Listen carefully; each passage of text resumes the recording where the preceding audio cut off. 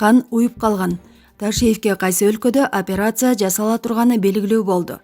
Улуттук коопсуздук мамлекеттик комитетинин төрагасы Камчыбек Ташиев Германияга учуп кетти. Бул тууралуу анын жакындары билдиришти. Эске салсак, 2020-жылы ноябрь айында ал жүрөгү ооруп ооруканага түшкөн. Департаменттин пресс борбору УКМКнын башчысынын абалы туруктуу экендигин тактады. Дарыланууга кетердин алдында Камчыбек Ташиев өзү чет өлкөгө кетип жаткандыгын айткан. Мен үчүн дуба кылып тургула, мага жардамгар керек, Кудай сактасын, баары жакшы болот.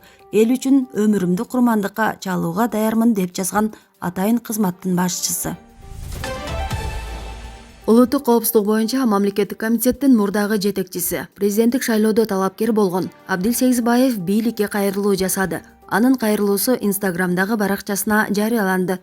Сегизбаев акыркы күндөрү шайлоо штабында иштегендердин үйүндө тинтүү жүргүзүү, электрондук маалымат каражаттарын конфискациялоо, суракка алуу сыяктуу кысымдар болуп жатканын айтып, буга тынчсыздануусун билдирген.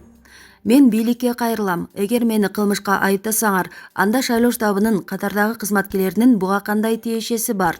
Алар өз иштерин мыйзамдын чегинде аткарышты. Шайлоо өнөктүгүнүн жүрүшүндө бир жолу да мыйзам бузулган жок. Суроолор болсо штабтын кызматкерлерине эмес, мага кайрылгыла. Катардагы кызматкерлерди күнөөлөө негизсиз, дейт Сегизбаев. Анын пикиринде бул аракеттер бийликти сындаганы үчүн саясий куугунтуктун уландысы. Абдил Сегизбаевдин шайлоо штабында иштеген Мерим Асанова, Кутман Мукашев, Нурзада Токтогулова, Юлия Барабина суракка чакырылганы белгилүү болгон. Сегизбаев Бишкектин 1-май райондук сотунун чечими менен 25-мартка чейин камакка алынган. Ал жазык кодексинин 320-беренеси кызмат абалынан кыянаттык менен пайдалануу боюнча айыпталууда. Булак Маралов. Садыр Жапаров саясаттануучу Турат Акимге жооп берди. Бул тууралуу президент Facebook баракчасына жазды. Ушунчалык бастыкка түшпөгүлөчү, элдин башын айлантып, билимдүү эл адамдар сыңарго акыры, деп жооп берген Жапаров. Эске салсак, Турат Аким Кумтөр Кытайга сатылат деген билдирүү тараткан. Булак Медиацентр Кейдж. Эрте тыянак чыгарбагыла. Саясатчы Өмүрбек Бабанов атканадан чыккан өрт боюнча Facebook баракчасы аркылуу үн катты. Буга чейин социалдык тармактын айрым колдонуучулары Өмүрбек Бабановдун атканасы өрттөнүп жатканын жазып, видеосун жүктөп, аны бирөөлөр атайын эле өрттөшү мүмкүн деп боолголошкон. Өрт 4-февралда түшкү саат 13:25 болгон. Бул тиричиликке байланыштуу окуя. Учурда өрттүн келип чыгуу себептери иликтенүүдө. Ошондуктан сиздерден эрте тыянак чыгарбоону суранабыз. Рахмат, деп жазган Бабанов. Бабанов тынчсызданган адамдардын баарына жана жерине ыкчам келген өрт өчүрүү кызматына ыраазычылык билдирген. Бүгүн 7-февралда Профсоюзная көчөсүндө милициянын автоунаасы катышкан жол кырсыгы катталды. Видеодон милициянын автоунасы эвакуаторго жүктөлүп турганын көрүүгө болот. Маалыматты кайгыл милициянын маалымат кызматы тастыктады. Ага ылайык милициянын автоунасы Nissan үлгүсүндөгү жеңил автоунаа менен кагышкан. Кырсыктан экинчи автоунаадагы бир адам жабыркаган. Эки автоунаа тең атайын жайга токтотулуп, экспертиза дайындалган, чогултулган материалдар тергөө кызматына өткөрүлүп берилген. Нарында 31 жаштагы кишиге ок чыгарды деген 2 шектүү кармалды. Бул тууралуу Нарын облустук ички иштер башкармалыгынын маалымат кызматы кабарлады. Нарын облустук ички иштер башкармалыгынын жана Нарын шаардык ички иштер бөлүмүнүн криминалдык милиция кызматынын өкүлдөрү шектүүлөрдүн өздүгүн тактоо жана кармоо боюнча ыкчам иликтөө иштерин жүргүзүшкөн. Натыйжада шектүү катары мурда бир нече жолу соттолгон уюшкан кылмыштуу топтун мүчөсү катары Ички иштер министрлигинин каттоосуна турган Нарын шаарынын 25 жаштагы тургуну кармалган.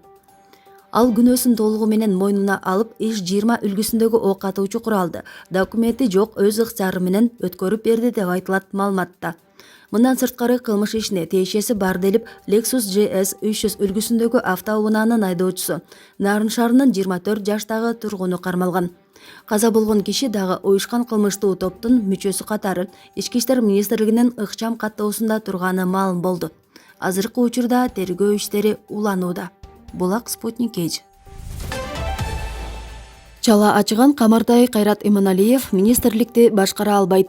Маданият, маалымат жана туризм министрлигин Азамат Жаманкулов жетектеп турганда, бул тармакта анчейин ызы чуулар байкалган эмес. Качан гана дааватчы Нуржигит Кадырбеков келгенде тармакты башкара албай, тескери кол коюулар, жеңичинен сүйлөшүүлөр аркылуу былыгы чыкты. Молдонун айтканын ук, кылганын кылбаа тарезиндеги икая.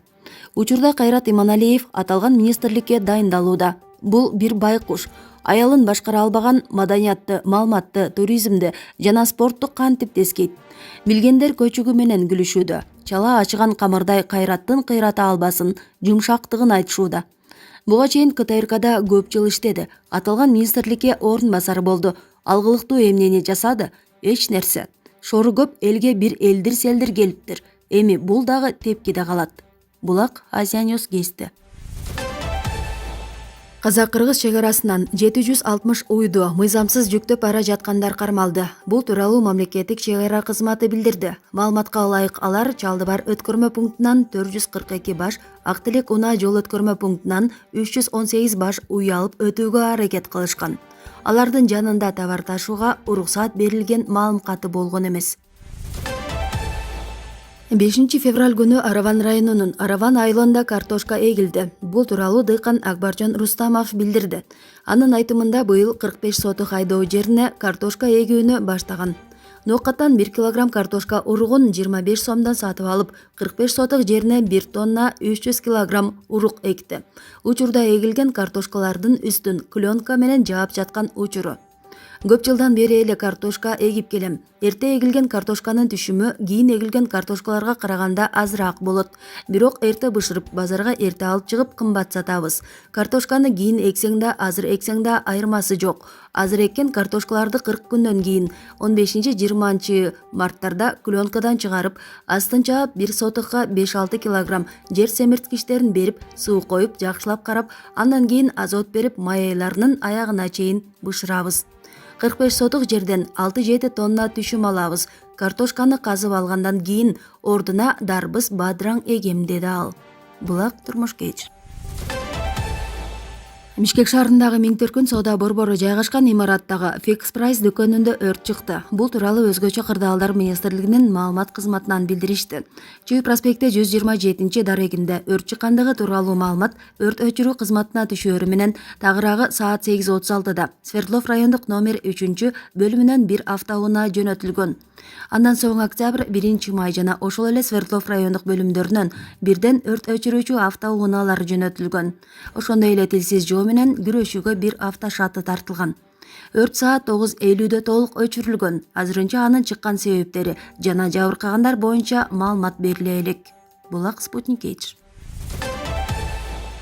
Актала районуна караштуу Баетов айылынын жардамга муктаж тургуну Калбүбү Моңолбаеванын насыясы демирчилер тарабынан төлөнүп берилди. Буга чейин Калбүбү Моңолбаева турак жай куруу үчүн 35 000 сом насыя алгандыгын, бирок акча каражатынын жетишсиздигинен улам насыя төлөө кыйын болуп жаткандыгын билдирген. Үй салалы деп 35 000 сом насыя алып пайдубал куйдурткам. Өзүм 2300 сом пенсия, небереме 1200 сом жөлөк пул алабыз. Үйгө кирген киреше 3500 сом, бирок 3500 сом насыя төгөм. Азык-түлүккө акча артпай калып жатат, деген Моңолбаева. Жергиликтүү тургундар 22 000 сомдон ашып каражат чогултуп, 21 232 сом насыясын толук төлөп, ашкан акчасын колуна тапшырышты. Булак Турмуш Кеч. Кеч 6 февралда Талас районунун Ташарык айылында 2 кабаттуу бала бакча ачылды. Бул тууралуу Долоно айыл өкмөтүнүн башчысы Өмүрбек Боркеев билдирди. Анын айтымында мекеме 140 балага ылайыкташтырылган. Анын курулушуна 58 000 сом сарпталды. Бала бакчанын ачылышына парламенттин депутаты Тариел Жоробеков, Талас облусунун жетекчиси Айбек Бузурманкулов, Талас районунун акими Замирбек Сыдыков жана айыл тургундары катышышты. Булак Турмуш Кеч. Кыргызстанда 7 февралга карата коронавирус менен 79 адам катталды. Вирус жуктуруп алгандардын жалпы саны 85 071 түздү. Акыркы суткада COVID-19 илдетинен 3 бейтап каза болду. Коронавирустун өлүм учурлары өлкөдө 1426 жетти. Бир сутка ичинде COVID-19 илдетинен 93 бейтап сакайды. Бул оорудан сакайгандар жалпы 81.635 адам. Бир сутка ичинде 2 медициналык кызматкер коронавирус жуктуруп алган, айыккандар катталган жок. COVID-19 вирусу 4182 медикке жуккан, анын 4102 сакайды. Стационарда 462 бейтап дарыланууда, анын ичинен 314 орто оордукта, 115 оор абалда, 33 адам өтө оор абалда. Амбулатордук дарыланууда 609 бейтап бар.